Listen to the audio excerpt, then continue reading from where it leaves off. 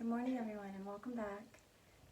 Today we are continuing our journey through the massive textbook that we've been working with, a systematic course in the ancient Tantric techniques of yoga and Kriya. And so as a reminder, we've finished lesson 1, which gave us an introduction to Kriya Yoga. It introduced us to Jala Neti. We added some pre-meditative exercises as our forms of asana or yoga poses. And we discussed pranayama, breathing, and basically the art and science of relaxation. And as a result, you created a daily practice program as a beginner yogi, and we're going to continue to develop that program. Remember that you had different options for your program depending upon how much time you had.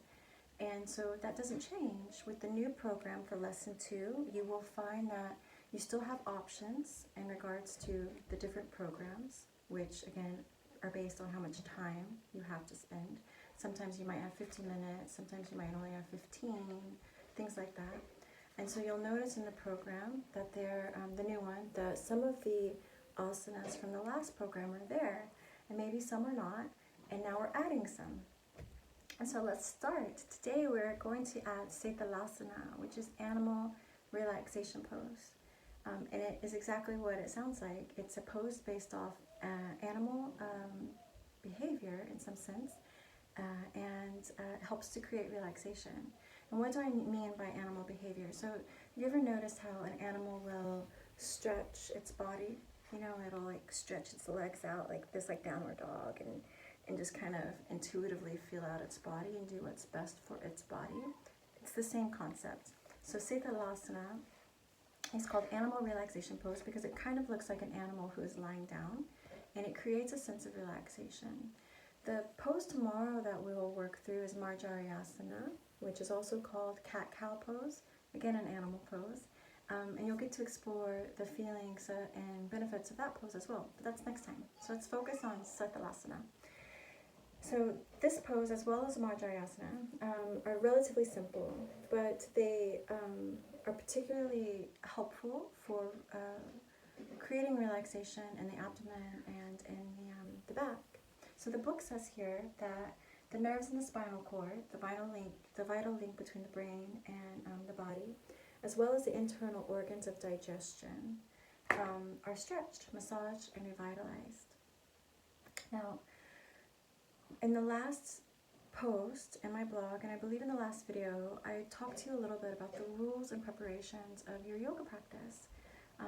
And so we're going to bring some of those up today while we practice this asana so that we can try to apply those principles and practices to our asana practice. So let's begin with this asana. The first thing that you would do in order to do this asana properly is to get comfortable. So you would want to sit on a mat or a blanket, preferably not the floor, because sometimes it can be a little harsh on your ankles and things like that. And the book says that we start by sitting up with our legs straight. Now I'm sitting on a pillow because it's very comfortable for me, but I'm going to remove it for this asana, and I'm just going to set it to the side, as well as my tea, which was delicious, by the way. And we start by just taking our feet straight out like this, yeah? And then the book tells us that we sit up nice and tall. We begin by pulling in our right foot, all right? And then we bring the right foot up against the thigh. The next thing that we do is we take our left foot and we pull it back, just bending the knee, and set it next to the body, next to the buttock. You don't want to sit on it, but you do want to kind of keep it to the side like this. There's 2 things I'd like to say here about this asana that were not mentioned in the book. The first thing is this is really comfortable if you're pregnant. Oftentimes when you sit like this as a pregnant woman, it's just kind of uncomfortable. You find that you tend to need to lean back like this. But this pose is fantastic for meditation if that is uncomfortable for you. And so again, this pose is a good pose to loosen up the legs and prepare them for meditation. In the event you're not able to sit in a meditative pose, this is an option, although there are better ones. Okay. The second thing that's not mentioned in the book is why we pull in the right foot first. I'm going to tell you why. Because eventually in the final pose, when we get into this final pose, because there's more, you are squeezing your digestive organs, which the book did say, but particularly the right side first, right? That we're going to squeeze this part of our colon, then we'll move across the transverse colon and down, right? To the descending colon. So ascending, transverse, descending. And this will make more sense as we move on. So let's continue. So we've pulled in our right foot, we've placed the foot next to the thigh. We have our left foot pulled back comfortably next to our body. I'm going to show you what that looks like really fast. It just looks like that. It's just right here next to it. Yeah? Again, this is a reason why sitting on a mat is better than the floor, because it would be kind of uncomfortable on the little bones on top of your foot.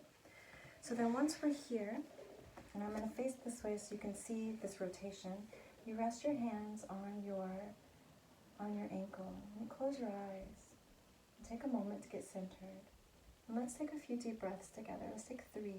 Okay, so we'll inhale together. Inhaling into the belly, into the ribs, and into the upper lobes of the lungs. And exhale through the nose. Inhale fully into the body. Exhale.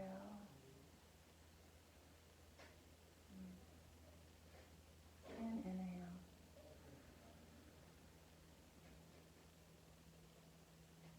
And exhale. On your next inhale, let's lift our hands straight up into the air. So we inhale the hands up together, palms face each other. At the top of the inhale, we'll turn our body over to the right, over the knee, and as we exhale, we come all the way down towards the floor. Now your hands and your arms are relatively straight, and you rest your forehead down onto the floor if you can. This is the final position, and we hold this position for 3 to 5 breaths to start, eventually working up to 1 minute. Now if your head is not on the floor, perhaps use a block. For example, I have a yoga block here. So if I, for some reason, am unable to place my head on the floor, perhaps I'm pregnant, I'm not, then you just rest your head down like that. Oh my gosh, that's actually so much nicer. I really like that. And let's do this again together in a moment, but for now, if you're in this pose, close your eyes. And again, you hold this pose for as long as you can, or for up to 1 minute. And as you hold the pose, you want to practice relaxing the body. Yesterday we talked about how we are supposed to relax the muscles in our asanas. There shouldn't be any tension. So in this pose, relaxation pose, you're squeezing the muscles and the organs of the digestive system. You're releasing pressure in the back, and you're just relaxing your shoulders. Continue breathing deeply, and just stay in this pose for a while. To come out of this pose, we'll inhale and rise, hands, trunk, and head. So we inhale to rise up, coming back to the center, and exhale the hands down, and release them down.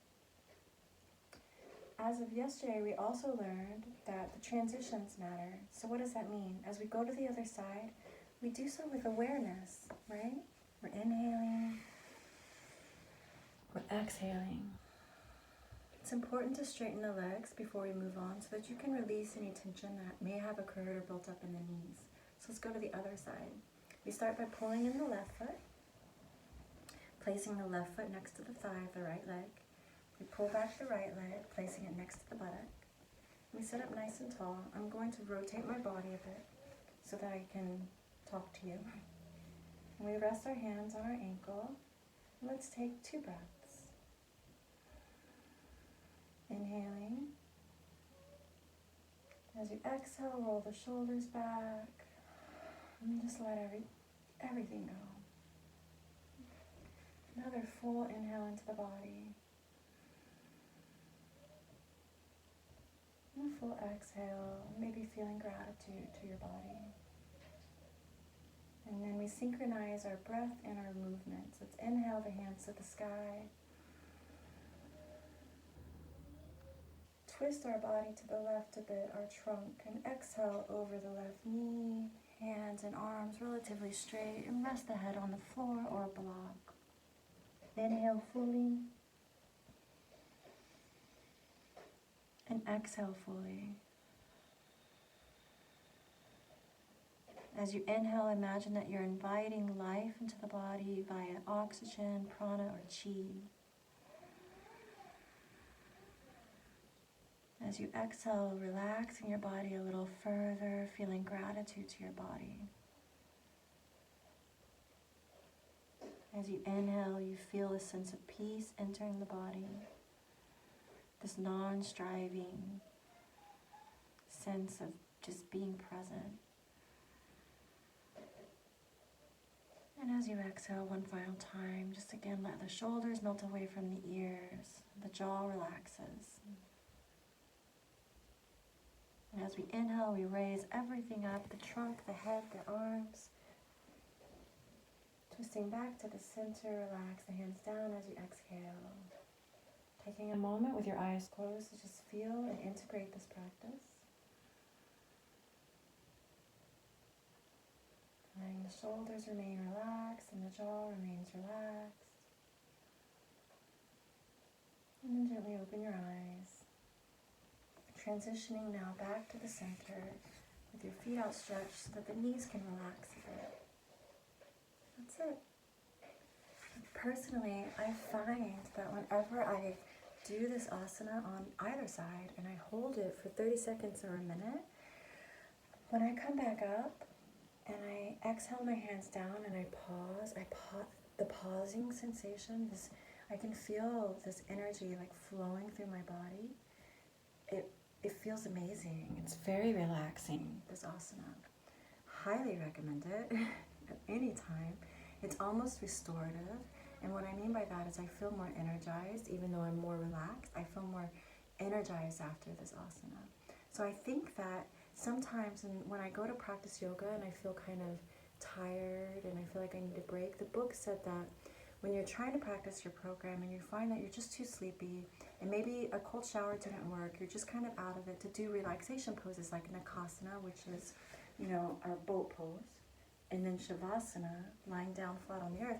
You might try this one, I think. I will next time. So that's Saithalyasana. Again, it's a good pose to loosen up the joints so that you can sit in meditation.